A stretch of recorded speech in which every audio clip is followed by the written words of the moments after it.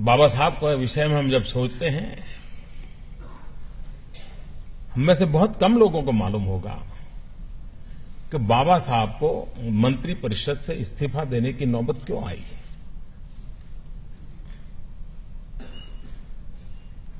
या तो हमारे देश में इतिहास को दबोच दिया जाता है, या तो हमारे देश में इतिहास को डाइल्यूट किया जाता है या डाइवर्ट कर दिया जाता है, अपने अपने तरीके से होता है।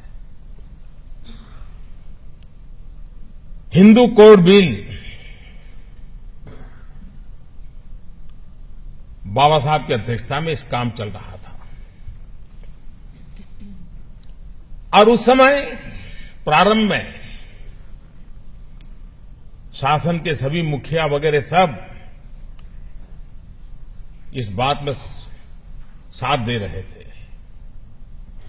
लेकिन जब हिंदू कोड बिल पार्लियामेंट में आने की नौबत आई और महिलाओं को उसमें अधिकार देने का विषय जो था, संपत्ति में अधिकार, परिवार में अधिकार, महिलाओं को इक्वल राइट देने की व्यवस्था थी उसमें, क्योंकि बाबा साहब आंबेडकर किसी को भी वंचित, पीड़ित, शोषित देख ही नहीं सकते थे। और ये सिर्फ दलितों के लिए नहीं था, टाटा बिरला परिवार की महिलाओं के लिए भी था और दलित बेटी के लिए भी था। ये बाबा साहब का विजन देखिए। लेकिन उस समय की सरकार इस प्रोग्रेसिव बातों के सामने जब आवाज उठी तो टिक नहीं पाई। सरकार दब गई कि भारत में ऐसा कैसे हो सकता है कि महिलाओं को संपत्ति का अधिकार देंगे, वो तो बहू बन करके कहीं चली जाती हैं, तो फिर पता नहीं क्या हो जाएगा, समाज में कैसा बिखराव, ये सारे डर पैदा हुए।